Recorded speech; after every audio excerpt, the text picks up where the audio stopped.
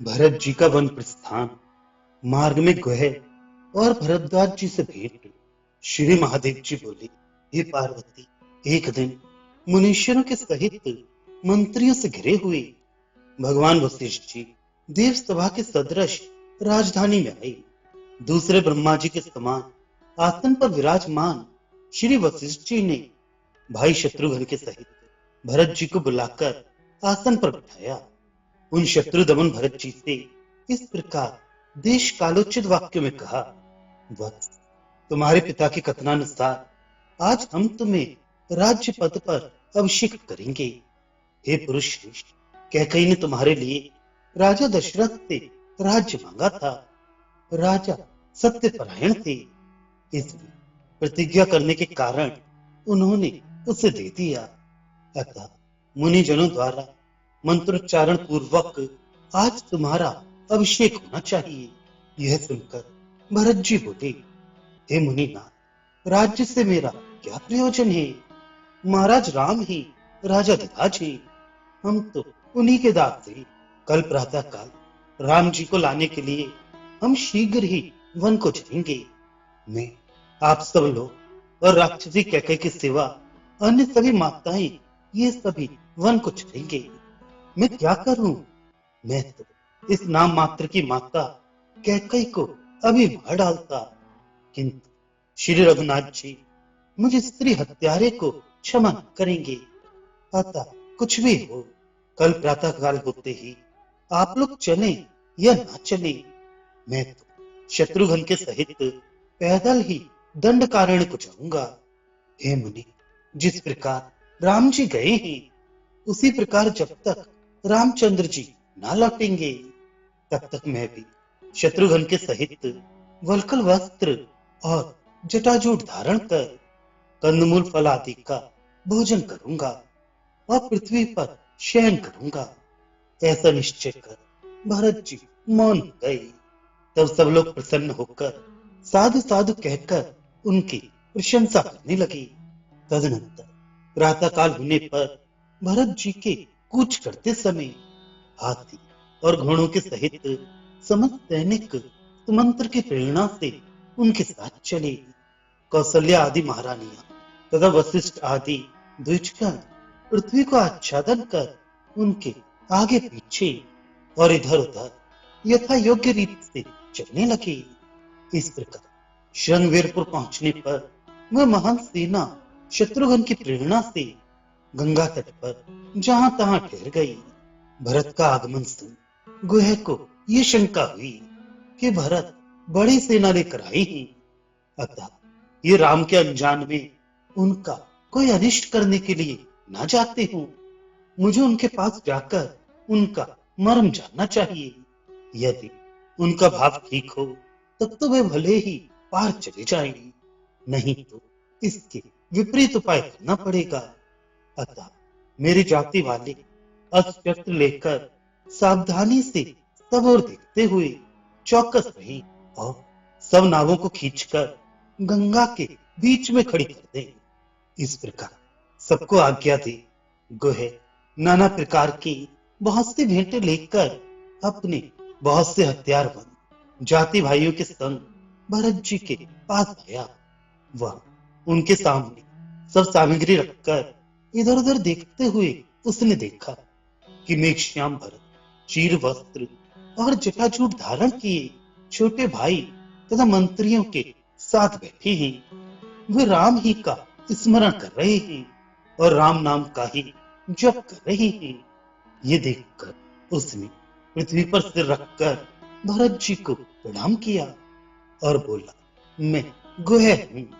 भरत जी ने उसे शीघ्र ही उठाकर आदर पूर्वक प्रगाढ़ आलिंगन किया और प्रसन्न मुख से उसके कुशल पूछकर उसने सखा भाव से इस प्रकार बोले, भैया, तुम यहाँ श्री रामचंद्र के साथ रहे थे और निर्मल हृदय श्री राम ने नेत्रों में जल भरकर तुम्हारा आलिंगन किया था। तुमसे सीता और लक्ष्मण के सहित कमल नयन राम ने वार्तालाप किया, अतः तुम धन्य हो, तुम्हारा जीवन सफल है। हे सुव्रत, तुमने श्री रामचंद्र जी को जहां देखा था मुझे वही ले चलो। जहां वे सीता के सहित सोए थे वह स्थान मुझे दिखाओ। तुम राम के प्रियतम सखा और भाग्यवान भक्त हो। इस प्रकार पुनः पुनः राम का स्मरण करने से भरत जी के नेत्रों में जल भराया। इस प्रकार वह व्याकुल हुए वे गुहे के साथ उस स्थान पर पहुंचे जहां रात्रि के समय श्री राम ने निवास किया था। वहां जाकर उन्होंने उस कुशा बिछे हुए शयन स्थान को देखा। वह सीता जी के आभूषणों से झड़े हुए स्वर्ण कणों से सुशोभित था। उसे देखकर भरत जी का हृदय दुख से भराया और वे इस प्रकार विलाप करने लगे। "आह, जो अति सुकुमारी जनक दुलारी सीता राजमहल में कोमल बिछौने से युक्त अति सुंदर रत्न पर्यंक पर श्री रघुनाथ जी के साथ शयन करती थी। वे ही मेरे दोस्त श्री रामचंद्र जी के साथ इस कुशाओं की साथरी पर किस प्रकार क्लेश पूर्वक सोती होंगी। मुझे धिक्कार है जो मैं मूर्तिमान पाप पुंज के समान कहकह के गर्भ से उत्पन्न हुआ हूँ।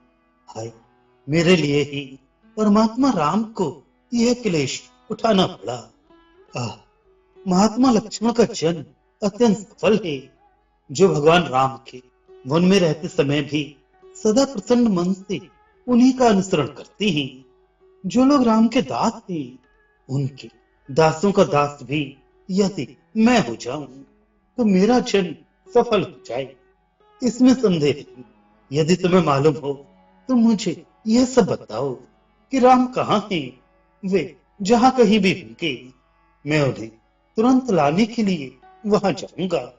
गुहे ने उनका चित्त शुद्ध देखकर इसलिए पूर्वक कहा, स्वामी, आपकी कमल नयन राम, सीता और लक्ष्मण में ऐसी विशुद्ध भक्ति है, अतः आप भी धन्य हैं। छोटे भाई लक्ष्मण के सहित श्री रामचंद्र चित्रकूट पर्वत के पास मंदाकिनी नदी के समीप मुनियों के आश्रम में रहती हैं। वहां जानकी के सहित भगवान राम आनंद और सुखपूर्वक विराजमान हैं। चलिए शीघ्र ही हम लोग वहां चलें। पहले आप लोग यहाँ गंगा जी पार कर लें। ऐसा कहकर उसने तुरंत ही सेना के सहित भरत जी को महानदी गंगा जी से पार करने के लिए 500 नावें बनवाई और स्वयं एक राजनौका ले आया। उसमें भरत, शत्रुघ्न, राम की माता कौशल्या और वशिष्ठ जी को चढ़ाया तथा एक दूसरे नाम में कैकई आदि अन्य राज महिलाओं को सवार किया। इस प्रकार शीघ्र ही गंगा जी को पार कर वे भरद्वाज मुनि के आश्रम की ओर चले। वहां अपनी महान सेना को आश्रम से दूर छोड़कर भाई शत्रुघ्न के सहित भरत जी आश्रम पर गए और प्रज्वलित अग्नि के समान तेजस्वी मुनिवर भरद्वाज को आश्रम में बैठे देख उन्हें अति भक्ति पूर्वक साष्टांग प्रणाम किया। मुनीश्वर को जब मालूम हुआ कि वे दशरथ नंदन भरत हैं, तब उन्होंने प्रीत पूर्वक उनकी पूजा की और उन्हें जटा वल्कल आदि धारण किए देख कुशल प्रश्न के अनंतर पूछा, भाई भरत, राज्य शासन करते हुए तुमने आज ये वल्कल आदि कैसे धारण कर लिए और इस मुनिजन सेवित तपोवन में तुम किस लिए आए हो। भरद्वाज के ये वचन सुनकर भरत ने नेत्रों में जल भरकर कहा, भगवान, आप सब जानते हैं क्योंकि आप सर्वांतर्यामी हैं। फिर भी आप जो पूछ रहे हैं मैं मेरे ऊपर आपकी कुछ कृपा ही है। कैकई ने श्री रामचंद्र जी के राज्याभिषेक में विघ्न उपस्थित करने वाला और वनवास आदि विषयक जो कुछ कार्य किया है, हे मुनि श्रेष्ठ, आपके चरणों का साक्षी करके कहता हूं, मुझे उसके विषय में कुछ भी पता नहीं था। ऐसा कह उन्होंने अति आर्चित हो मुनि के चरण युगल पकड़कर कहा, भगवान, आप स्वयं जान सकते हैं कि मैं दोषी हूं या निर्दोष हूं। हे स्वामी, महाराज राम के रहते हुए मुझे राज्य से क्या प्रयोजन है। हे मुनिश्रेष्ठ, मैं तो सदा से ही श्री रामचंद्र जी का दास हूँ। अतः हे मुनिनाथ, मैं श्री रामचंद्र जी के पास जाकर उनके चरण कमलों में पड़कर ये सारी राजपाट की सामग्री उन्हें यहीं सौंप दूंगा तथा वशिष्ठ आदि पुरजन और जनपद वासियों के साथ मिलकर उनका राज्याभिषेक कर अयोध्या ले जाऊंगा और अति तुच्छ दास के समान वो लक्ष्मीपति की सेवा करूंगा। मुनिवर ने भरत के ये उद्गार सुनकर उन्हें हृदय से लगा किया और विस्मय पूर्वक सिर सूंघकर उनकी प्रशंसा करने लगे। वे बोले, बेटा, अपने ज्ञान चक्षुओं से मैंने पहले ही ये होने वाली बातें जान ली थी। तुम शोक न करो। तुम तो लक्ष्मण की अपेक्षा भी राम के परम भक्त हो।